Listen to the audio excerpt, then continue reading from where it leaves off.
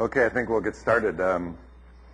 Hearing Dr. Reed talk about the various fluoroquinolones reminded me of a few years ago. I was visiting or at a conference in Wuppertal, Germany with A.G. Bayer, and at that time they were the only ones that synthesized ciprofloxacin, so we toured the plant and so on. And the idea of the conference was to come up with novel targets for antibiotics, because of the increase in drug resistance. So the idea, one approach is to find novel targets and come up with new antibiotics. And the difficulty there is, as Dr. Reed points out, is the pharmacokinetics. You can find a drug that can kill bacteria, you test it in the animal, and you run into all these problems, and it's pretty frustrating. Okay, so yesterday we talked about bacterial structures and how to group them together and try to differentiate them and separate them into different groups based on sort of different cell wall characteristics and so on. And then we talked a little bit about the growth and synthesis of these different polymers that make up bacteria. And now we're going to go into more about the bacterial genetics, dealing with gene organization, gene expression, and regulation.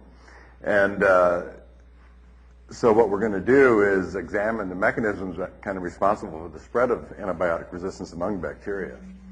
So we're going to take a look at the structure of bacterial chromosomes, and the surprising thing is that they're much more fluid than we ever realized, and that's because of the available sequence information now, so we can so rapidly sequence the genomes of bacteria because of their relatively small size. Look a little bit at the replication of chromosomes and plasmids, and then how genes are organized and how they're regulated. So if we, bacterial chromosomes, might be useful.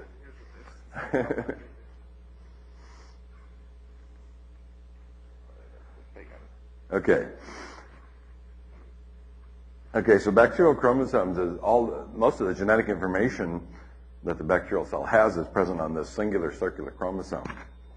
So for most bacteria that's true. There are a few exceptions. Vibrio has 2 chromosomes, although one of them is really more like a large plasmid, but it's called a chromosome because it has some essential genes on it. Usually plasmids don't have. And then Borrelia, which is the causative agent of Lyme disease, those organisms have the linear chromosome, so that's kind of surprising. And many of its plasmids are linear too, so those are kind of exceptions. So the chromosome contains the essential genes that are required for bacterial growth, plus a lot of other genes that are not essential. And bacteria can contain plasmids that exist outside of the chromosome. And they usually encode functions that can alter the phenotype of the organism and allow it some selective advantage or some advantage under certain conditions. And the reason we're interested in plasmids is because we find antibiotic resistance and virulence genes are often on plasmids. Okay. So if you look at the size of chromosomes, in the smallest bacteria, mycoplasma, these bacteria that lack cell wall, that's the smallest genome in a living bacterial cell. It only has about 500 genes, and it's about 500 kilobases. And then the largest is a bug called Myxococcus, and that's way outside the range of most bacteria. Most bacteria about somewhere in the middle. So bacteria have very little junk DNA, which our genomes seem to have a lot of junk DNA. Most of the bacterial DNA encodes some protein or RNA. And so on the average you have something like 2,000 to 4,000 genes, but the range is much bigger as we see. So if you take E. coli, the K12 organism that's kind of the lab rat, if you want to, of the bacterial world, it's about 4,600 kb, so it contains about 4,300 almost open reading frames or genes. And so even though E. coli is sort of the best understood organism, we still don't know what a lot of these open reading frames or the proteins that they encode, what these things actually do. And now we compare, like I mentioned yesterday, you have E. coli, that K12, which doesn't cause disease, and then there's all these other pathotypes that cause disease. If you sequence a bunch of these, you find that there's a core genome of about 2,500, but then there's a lot of variation. And I want to talk a little bit about that variation. So when these genomes are sequenced, we saw that some parts of the genome looked a little odd. So as I mentioned, our genome, we have about 50% GC in the DNA. So if you take one strand and you look at how much is G or C and how much is A or T, it's about 50%.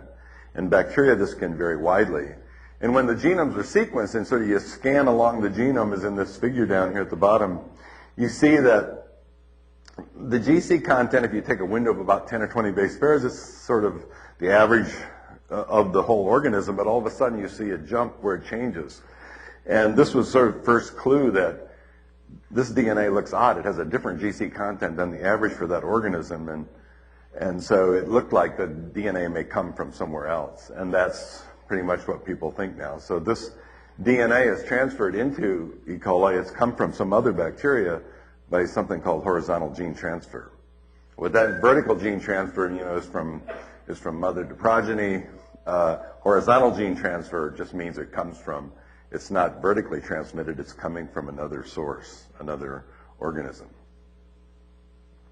Okay, so if we compare like E. coli K12 with the urinary pathogenic E. coli, which is another pathotype besides EHEC and EPEC and all those other ones, what you see is if you compare the two chromosomes, is you see these, that the UPEC strain has extra DNA, so these large insertions. So the chromosomes pretty much match up, but you have some places where there's like a 76 kb insertion and so on around.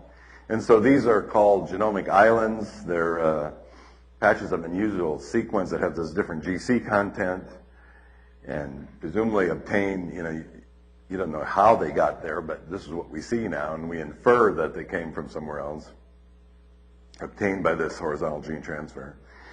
And, type 3 and 4 secretion systems, which I mentioned are often in these gram-negative pathogens, they're found on these islands. But this kind of thing is not true just for gram-negative bacteria. If you take MRSA, which is a gram-positive Staph aureus, it also, if you sequence a methicillin-sensitive Staph aureus and then a methicillin-resistant, you find the resistance organism also contains many islands, up to like 6 different islands. One of these confers resistance to methicillin, so that's on one of these islands. But there's also other islands that seem to confer some virulence properties on that organism. So this idea that it's kind of surprising. You have E. coli, you think it's E. coli, all the genes are going to be the same, but it's not. There's a lot of variation due to this insertion of foreign material. So the core is the same. So if you look at the metabolic genes, they're exactly identical, but these insertions occurred. Okay, so, and this gives a rise to this variability in different strains of the same species. So I just want to mention one thing about replication. So the chromosome obviously has to replicate in order for bacteria to grow. So each chromosome has, or a chromosome has an origin where replication starts, and you have a unique protein in bacteria. That protein that starts replication is called DNA A. It binds to the origin, recruits DNA polymerase, allows that chromosome then to replicate. And it starts from the origin, it's bidirectional, it's a circle, and so the replication forks start at that origin and they travel around and they meet halfway around. So in order for the DNA to persist inside a bacterial cell, it has to have an origin. And it has to have a protein that recognizes that origin. So if we look at plasmids, plasmids are also covalent closed circles of DNA, just like the chromosome, but they're much smaller and linear in a few cases, as I mentioned. But the range can be very small. Naturally occurring plasmids, 3 to 4 kb up to 100 kilobases, so they can be quite large. And many different plasmids can exist in the same cell. So it's as long as they're compatible. Anyway, so these plasmids, as I mentioned, the reason we're interested in them is they can confer an advantage to the cell if they have an antibiotic resistance gene on it, and you're treating the bugs with antibiotics. It's useful for that bug to have an antibiotic resistance gene. So the plasmid can persist, especially under those selective conditions, and then the selection goes away, the plasmid may get lost again. because there's some energy cost into replicating that plasmid. And importantly, some plasmids can undergo conjugation, that is, they can be transferred from one cell to the next. So the plasmids, they have to replicate. So like the chromosome has to replicate, the plasmid exists in the cytoplasm as a separate DNA entity, so they have to have their own origin. And that's referred to as ORIV. The chromosomal origin is called ORIC for origin of the chromosome. And ORIV it's called that for vegetative replication of the plasmid because a lot of plasmids have two origins, one for replicating and then one is used for transfer when it can undergo conjugation and being transferred from one cell to the next. It undergoes a replication during that process, so that's called origin T. And what makes the plasmid, allows the plasmids to replicate is most plasmids have a rep protein. Like the host chromosome has DNA A that recognizes the origin. The plasmid has a rep protein, we call it rep A. It recognizes ORIV and allows the plasmid to replicate. So the plasmid can replicate independent of the chromosome. And the main thing is just that initiation function. The rest of the replication machinery is just used from the host cell. So the rest is the same. It just has to have that initiation so it can start replication. Okay. So then the genes that make up the bacterial chromosome, they're all transcribed by a single RNA polymerase. Bacteria have just one, whereas eukaryotes have at least 3 different ones. And when you look at the genome, you find that genes of similar function are often clustered together. Okay? So for example, like genes in a biosynthetic or metabolic pathway, like the lac operon or the TRP genes, they're all together. And so then this was referred to as an operon, and they're co-regulated. And so these operons consist of several genes, like I said, and they encode a messenger RNA that contains the information from all these genes, and so it's called polycistronic. It just means polygenes. And then there's a lot of regulation going on. Bacteria are very efficient. They're out there in a very competitive environment with other organisms, and so they regulate the expression of their genes. So for example, when a metabolic pathway is needed, the operon can be induced, or when a biosynthetic pathway is not needed, it can be repressed. And so this allows the bacteria to be very efficient. So if we look at how a gene gets expressed, okay, so you have a section of DNA, and how does this get turned into RNA? Well, it gets turned into RNA because RNA polymerase, indicated here, recognizes a sequence of DNA that encodes something we call a promoter. So this is just elements typically referred to as -10, -35. That means from the start site. So upstream of the start site, the RNA polymerase binds, initiates transcription, and it travels down the DNA making messenger RNA until it hits a sequence in the DNA that causes it to terminate. And so that allows these particular genes to be expressed. And RNA polymerase just has a bunch of subunits, and it's a target of rifampin, which Dr. Reed mentioned. The terminator or the sequence of DNA in the DNA that causes termination usually has some symmetry in the sequence, and we'll see on the next slide infer why it causes termination. So now if you look at the messenger RNA that's been made, so the DNA had information in the DNA that allowed RNA polymerase to start and then to stop. You make the messenger RNA. The messenger RNA then has information in it to tell the ribosome where to start and stop. So the ribosome will start at the beginning of an open reading frame where there's an AUG codon and the ribosome binding site, and that allows the ribosome to bind here. It starts translation, and it goes until it hits a stop codon. There's 3 stop codons out of a total of 64 codons. It's a triplet code. And then it can start again at the next AUG ribosome binding site and go again until it hits the next stop codon. And so this polycistronic messenger RNA would encode 2 proteins, one with this open reading frame, another here. And then you can see here in the RNA, this little symmetry here, it results in the RNA forming this little hairpin because this RNA can base pair with this RNA. This causes, once that RNA gets made and that stem forms, it causes RNA polymerase to pause. And if it's going to synthesize poly-U after that, it causes the RNA polymerase to fall off. Anyway, so it just causes the termination. Okay, so this is just the sort of basic elements. You go from DNA to RNA to protein. It's the central dogma and the elements that you need to make RNA and to make protein. And then what you have to do is control when you make these, or when you express these particular genes. And as I said, the bacteria is in a competitive environment with all other bacteria. If you think in your gut you have hundreds or thousands of different species of bacteria all competing for food that you're eating and passing through your gut.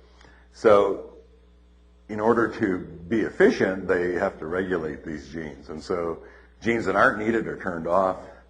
And to do that, they need some regulatory system to do that.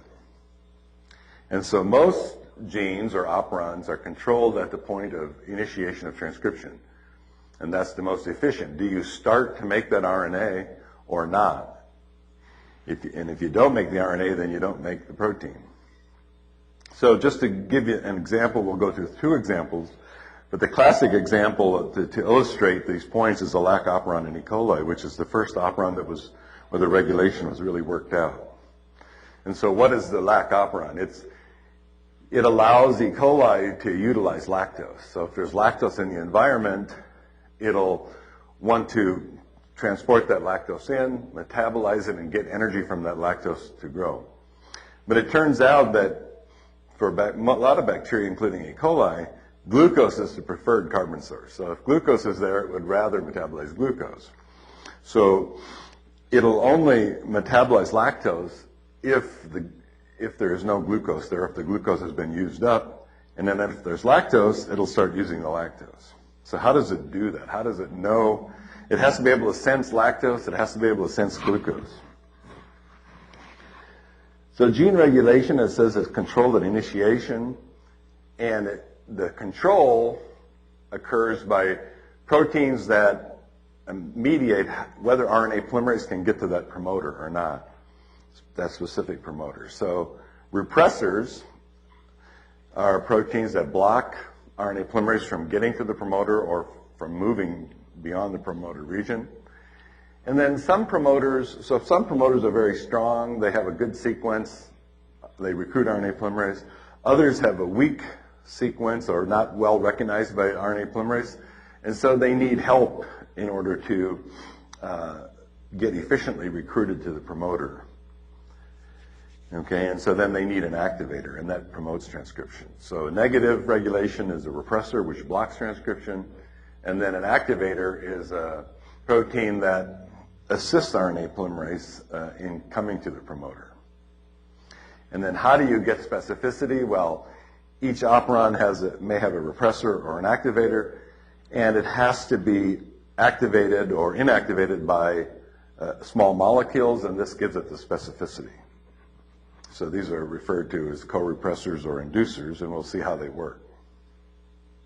So here is like a, catabolic pathway, for example, like the lac operon on top here. So you don't want to make the enzymes if there's no lactose around, right? Because it would just be wasting the synthesis of RNA and protein.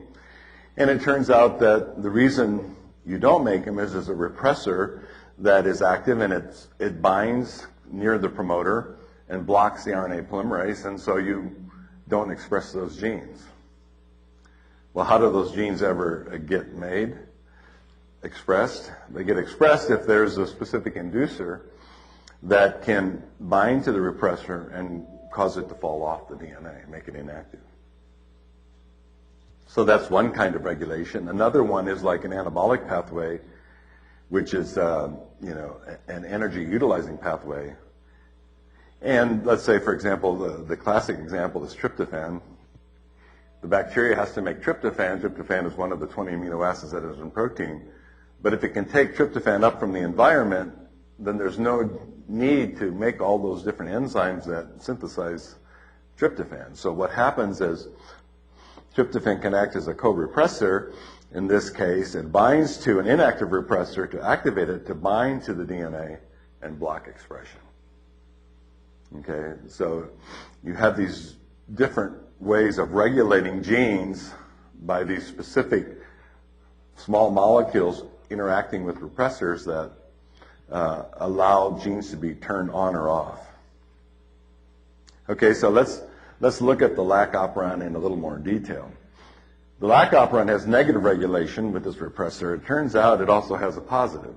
And these two things cooperate to efficiently regulate the lac operon so that you only make the lac proteins when lactose is present and glucose is absent.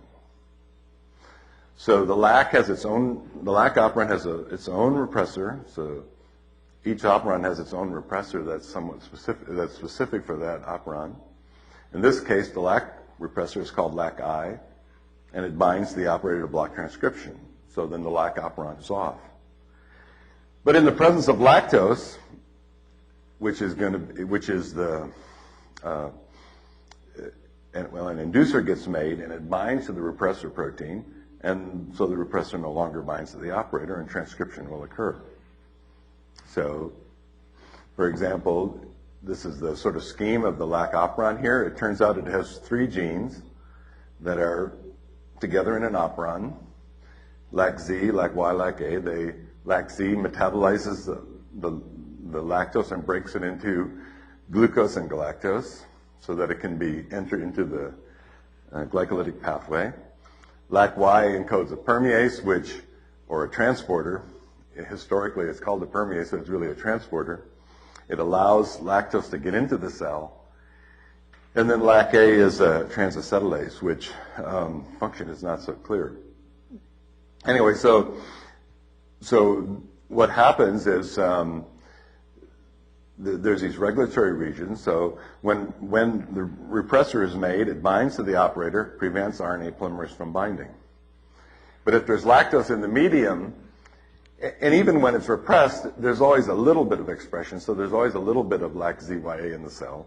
And so if there's a little bit of lactose, it can get into the cell through the little bit of transporter that's there, the LAC-Y. And this lactose gets converted into the inducer, allolactose, by the little bit of beta-galactosidase that's there. And that allows then this inducer to bind to the repressor falls off, and now RNA polymerase comes, and the genes are expressed. Okay, so lactose, a little bit gets in, gets converted to the inducer, and the repressor will be inactivated. So this allows the operon to be expressed. But it turns out that there's also this positive regulation in this operon because the promoter for the lac operon is somewhat weak. And so when you remove the repressor, it's only expressed at still a relatively low level. And the positive regulation that occurs to increase the level of expression has to do with the glucose concentration in the cell. And the glucose concentration is sensed by this protein called the cyclic AMP binding protein and its co-activator cyclic AMP. So cyclic AMP inside the cell is a measure of the glucose concentration. And it turns out it's inversely proportional to the glucose. So when the glucose concentration is high, cyclic AMP is low.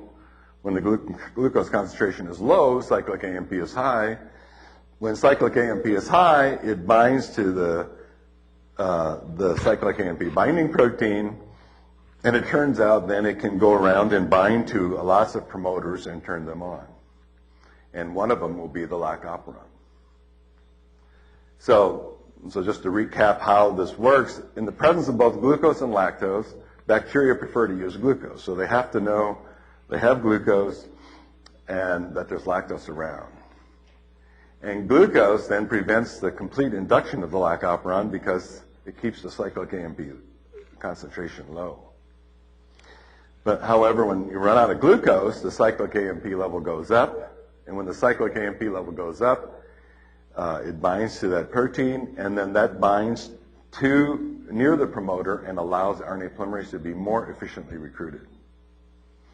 So here's the situation. So the positive negative regulation of lac and how it works. So here you have the lac operon. I just pictured lac-Z here. In the presence of lactose, you make the inducer, the repressor falls off. Now RNA polymerase can bind to the promoter, but it turns out that that is a relatively weak promoter, and so the expression is still only about 10% of the maximal. Now, when you run out of glucose, the cyclic AMP level gets high. Cyclic AMP binds to the cyclic AMP activator protein. That sits here on the DNA near the promoter and effectively increases the strength of the promoter so that RNA polymerase is recruited. And since RNA polymerase is recruited more efficiently, now you get a tenfold increase in the amount of expression. So now you're at a maximal level of expression. So it takes two signals to turn on the lac operon to its maximal expression. First, you need lactose. You need lactose to get rid of the repressor. And then you have to have glucose disappear so that you get cyclic AMP so that you can turn the operon on to its maximal level. Okay. So just think about the various media conditions and how metabolically intelligent the bacteria are. So when you have glucose and lactose, so you have glucose, so you don't have cyclic AMP, you don't have lactose, so the lac repressor is active, the whole thing is shut off. Now in a situation where you have both sugars, right, the lactose is there, so lac repressor, a little lactose gets in, the lac repressor is inactive, but you don't have cyclic AMP, and so lac operon is weakly expressed, and you're still using glucose. Now, if you run out of glucose, cyclic AMP becomes abundant, and since you have lactose, the lac repressor is inactive, and so now you have maximum expression.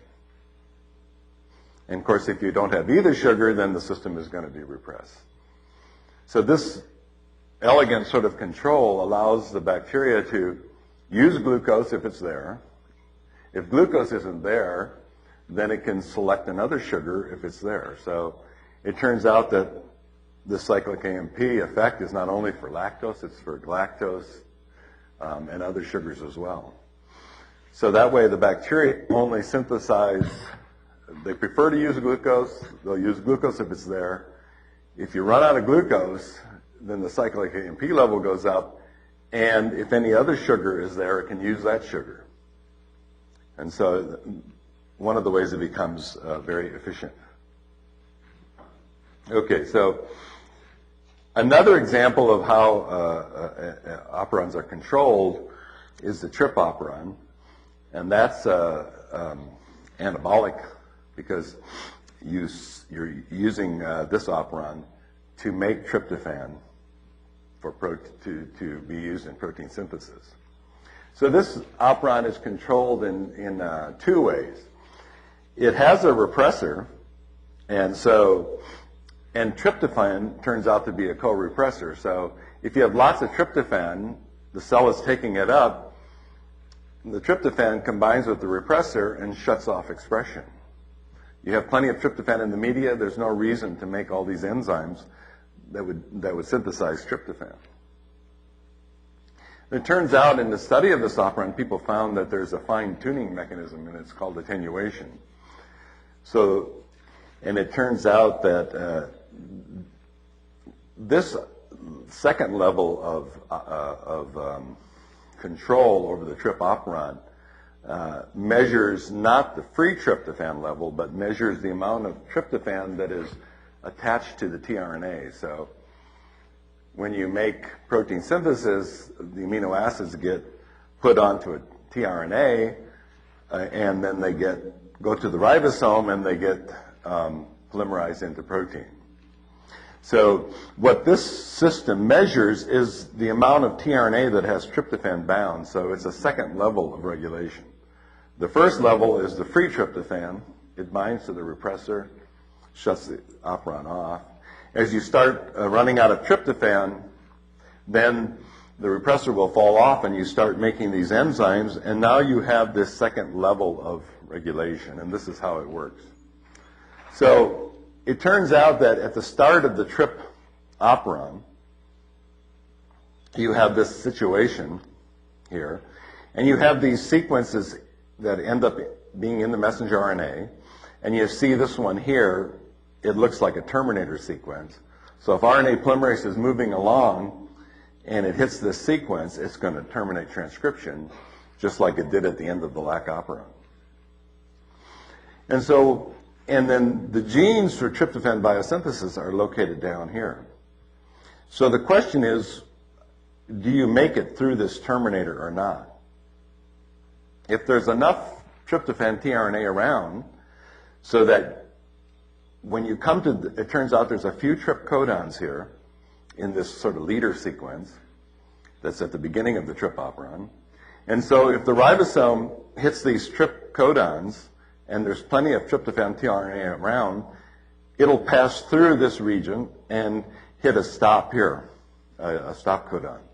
And when it does that, it masks these sequences here and allows this RNA stem loop structure to form.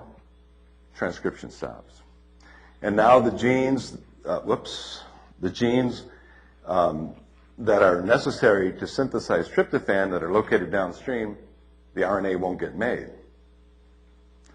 On the other hand, if the tryptophan level is a little bit lower and the tryptophan tRNA isn't fully charged, what will happen is an uncharged tRNA will come into this position here, and the ribosome will stall because the tRNA doesn't have a tryptophan, so it can't proceed in protein synthesis, and it stalls there. As a result, this region 2 will pair with 3, and you form this stem loop structure, and now this other stem loop structure doesn't form, and you don't get termination. And now the RNA polymerase proceeds all the way through, and you make the tryptophan enzymes. And so you synthesize tryptophan.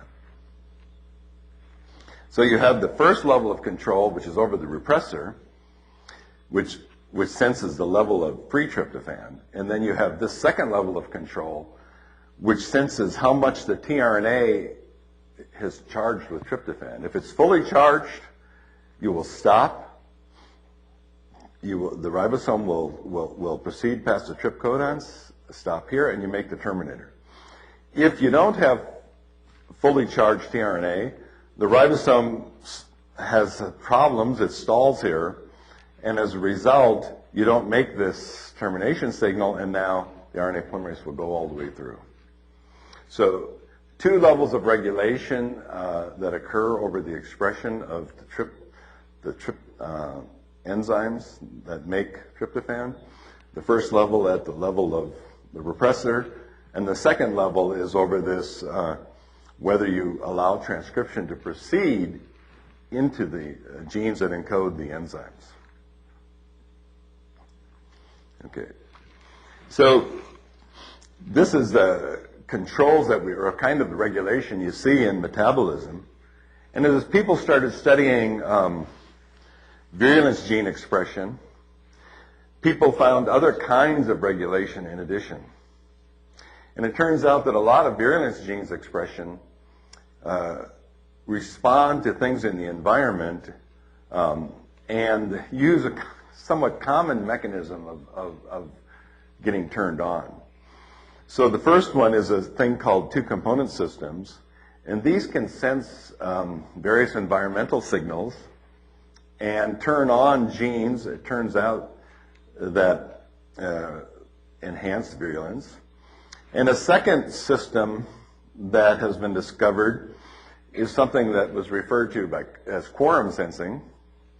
The fellow who discovered it, his wife is a lawyer and came up with this term, and the idea is it senses the number of bacteria. So if you have enough bacteria in the environment, then you will turn certain genes on. Okay? And so how does bacteria, in a sense, a bacteria can kind of count how many are in the environment there of themselves, and if they have a sufficient number, then they will turn genes on. So let's look at two examples of the two-component system. So E. coli has 40 different pairs of these two-component systems that can control a variety of different responses to the environment. So that they're called two components because there's two components. One is the kinase. It's a sensor. So it senses the external signal or the signal in the environment. And when it senses the signal, it phosphorylates itself. And it then passes the phosphoryl group onto the regulator. And this activates the regulator to become a transcription factor in general. And so then this factor becomes a transcription factor and turns on the relevant genes. So it seems like in the cases that have been studied, the regulator is kind of folded onto itself, and so the domain that would bind the DNA is masked, but once it gets phosphorylated, it opens up, and now it can bind to the DNA. And so one example, although it's not from E. coli, but we talked about vancomycin resistance, and vancomycin resistance, remember, encodes. It turns out it takes quite a few genes to convert a cell to vancomycin resistance. And remember, it involves peptidoglycan normally ends in diala-diala. When you are exposed to vancomycin, it turns the system on, and what it does is it converts diala-diala to diala-D-lactate. And so what it turns out is that vancomycin, this occurs in enterococci, vancomycin binds the sensor of this system, causes it to phosphorylate itself, which passes the phosphate on to the regulator, and then all these genes get turned on that turn on this pathway that convert diala-diala to diala-D-lactate. And as a result, the cell is resistant to vancomycin.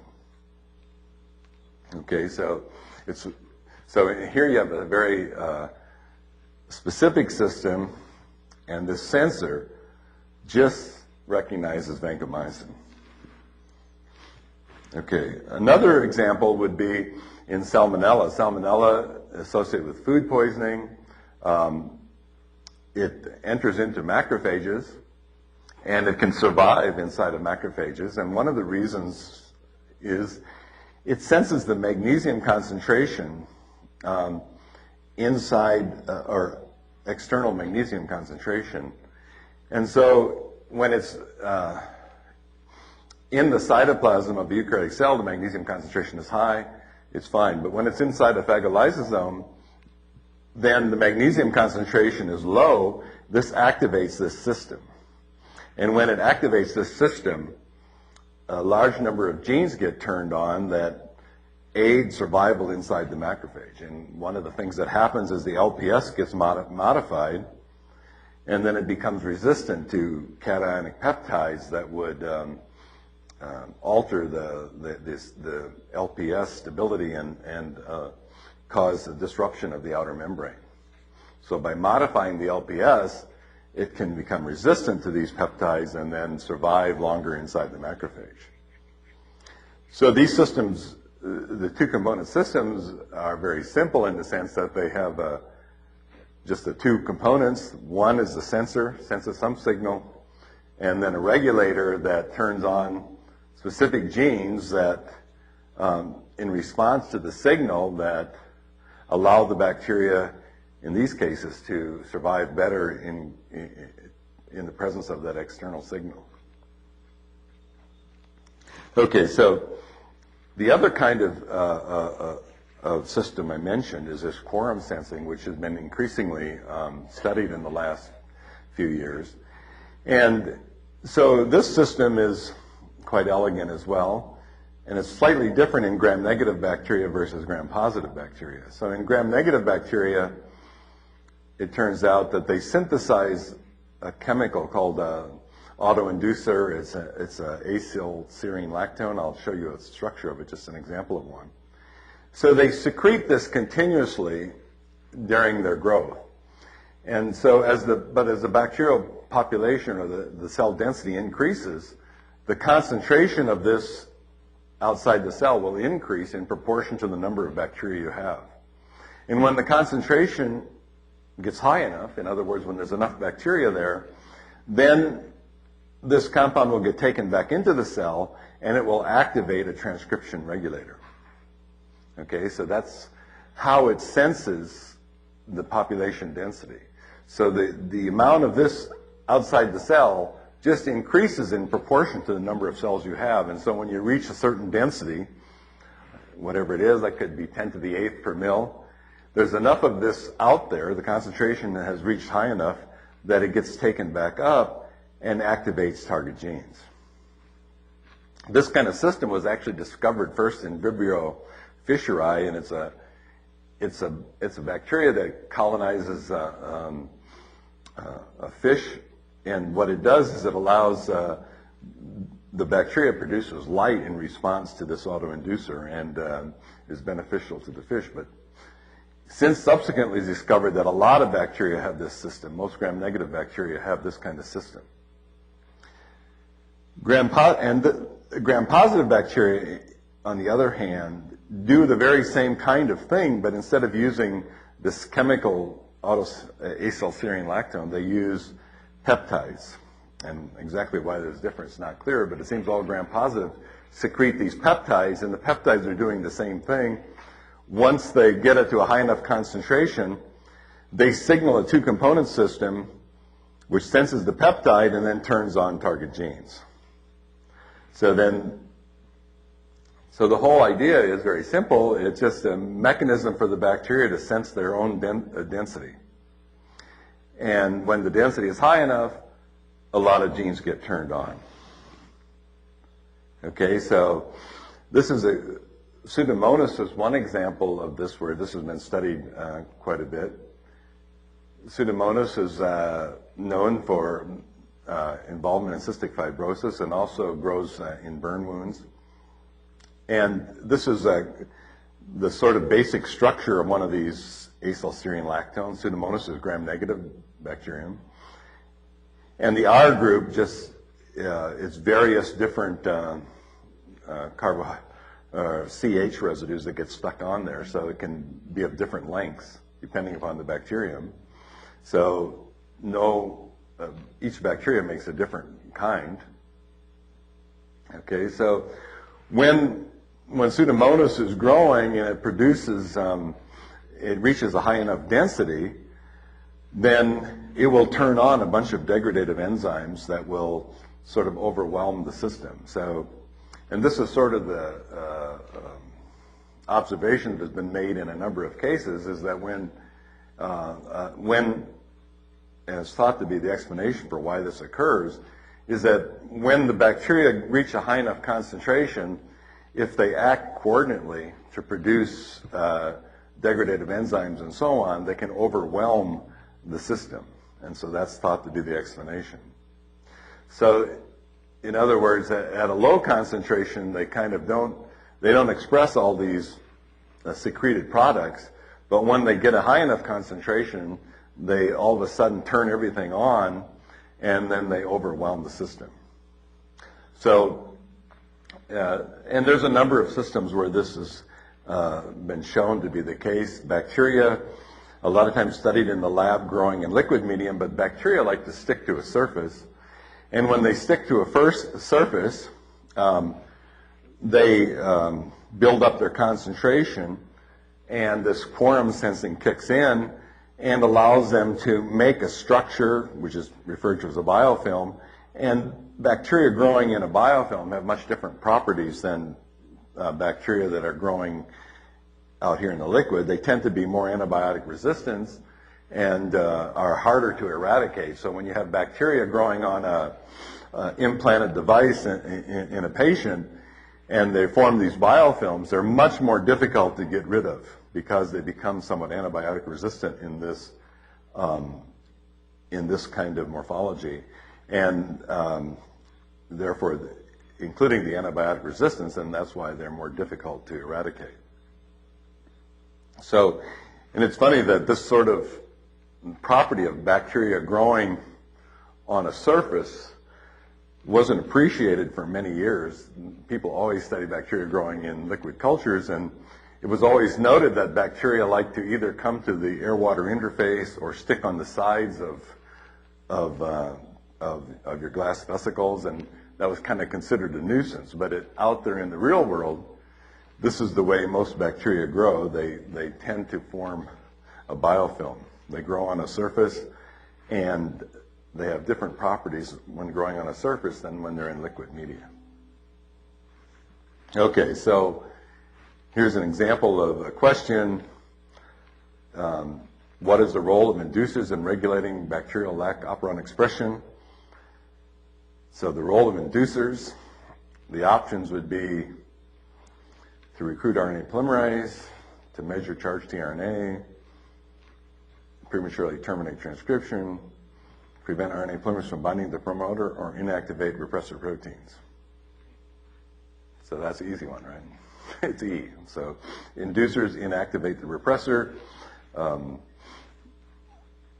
Here's another question. So lac operon expression is expected to be at its maximal level under which of the following conditions? Also easy question. So these are the various options. And so its expression is highest under which one? C? Right. When lactose is present and glucose is absent. So now you understand lac regulation. Okay, so we'll take a break till 11 o'clock, unless there's any questions. Yes? For the biofilm area, could it be that they're more antibiotically resistant because with more bacteria, they're closer together, so they're more likely to exchange plasmids between themselves? Yeah, you know, I don't think it's so clear exactly why the bacteria are so much more antibiotic resistant when they're in a biofilm. Part of it could be penetration of the antibiotic into the biofilm, but there's also a lot of different genes that are expressed and how this might affect the property. It's just realize that when you try to, kill bacteria that are in a biofilm, it's much more difficult. But the exact reason I don't think is quite clear. Okay, we'll take a break.